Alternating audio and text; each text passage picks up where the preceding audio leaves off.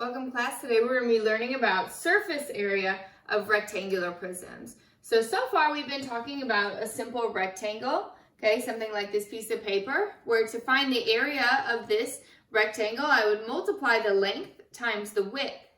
Today though we're going to be talking about rectangular prisms. And prisms are three-dimensional figures, okay? So I have one here, I have an example. Now, look at this rectangle I have already drawn. I can make it a three-dimensional figure by giving it now a depth. So now I have a length, a width, and a height. So a three-dimensional figure has three dimensions, a length, a width, and a height. And we can express this, and here's a rectangular prism here, and we can open that up and create what is called a net. And a net is made from all the sides of that rectangular prism. Okay, so let's look at the rectangular prism that I have drawn here. I have a front side, so here's my front. And if I wanted to find the area of that front side, then I would multiply here the length times the height. The length times the height, okay? And if I'm going to make this one here the front, okay, then the length across the bottom would be my length, right? And your length. And then I would have my height, which would be this dimension here. Now notice, for every front, it's going to match the back side because every side of a rectangular prism, you have parallel sides. So the front, I'll mark it with an F, is going to be the same as the back over here. So same as the back. The front and the back are the same. And maybe I'll just put stars on both sides so that you see that these are both starred, these are the same, okay? So I have the front and then I have the back of my rectangular prism. Notice here I also have a right side. We can look at the right side next. So I have the front of my prism. Okay. And maybe this time I'll draw a circle. So the circle on mine will represent here this right side, which to find the area I would multiply the width times the height. Okay. So this here would be if I were to flip this over, this would be the right side and this would be the left side. And those dimensions are going to be the width, okay, times the height. So notice here that this value is going to be the same as this value, which was the same over on the left as the height. Okay. So I have the right side and the left side are the same, the right and the left. And then the last piece that we need to talk about is the top and the bottom. Okay, so I have the top here, okay, which I can represent here as the top and the bottom of my rectangular prism. And its dimensions are going to be the length multiplied by the width. So this here is the width and this here would be the length. Okay, so this is what your net looks like. Okay, this dimension here is the height, then I have the width. Notice that this here on the left side is also the width, the length at the top, the width, and another length here, and the height. Okay. And there's also a formula for this. So we're going to be learning both methods to find the surface area of a rectangular prism. So this is using what are called nets. And then also for if I want to use the surface area formula of a rectangular prism, then the surface area is going to be equal to, now let's look at the rectangular prism again. Okay. In order to find the front side, remember we're going to multiply the length times the height. The length times the height. And the front is going to match the back, so I have two of them. So it's going to be 2 times the length times the height, okay? Plus, now let's look at the right and the left side, the width times the height, and I have 2 of those. The right matches the left, so I have 2 of those. Where did my green one go? 2 times the width times the height, plus, okay, now look, I have the top and the bottom, which are the same, and to evaluate those, I will multiply the length times the width. So 2 times the length times the width.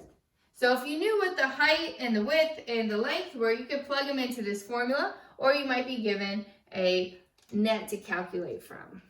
Let's find the surface area of this rectangular prism using our formula. So the surface area is equal to, okay, we said it was going to be 2 times the length times the width, plus 2 times the length times the height, plus 2 times the width times the height, okay? And so now I just need to determine what is my length, what's my width, and what's my height. So this, along the bottom here, this side here is going to be your length, okay? This 4 feet will be the width, and the 5 feet is the height of that rectangular prism, okay?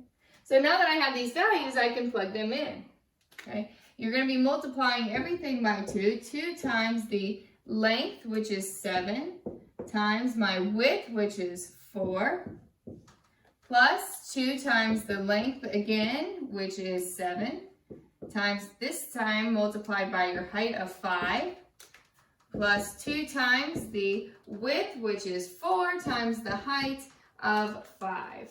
Now we have everything plugged into our surface area formula, and we're ready to evaluate. Let's start with parentheses. 7 times 4, so this will be 2 times 28, plus 2 times 7 times 5 is 35, plus 2 times 4 times 5 is 20. Okay. Now I can multiply again. 28 times 2 is going to be 46, plus 56. Okay. Plus 2 times 35 is 70, plus 2 times 20 is 40. Then your last step will be to add all these values together. And so all these values added together are going to be 166 feet squared. In this example, we're going to calculate the surface area using a net that I've provided for you. Okay. So in your worksheet, it's really nice because it's going to tell you which go together, basically. And so what I'd like to do is fill this in, though, with what we know. So if I say that this here, remember that this could be the front, and that this piece matches here, which is the back. So I'll color these in blue. So these are going to be the same dimension, okay? And then I have the top and the bottom, okay? The top and your bottom here.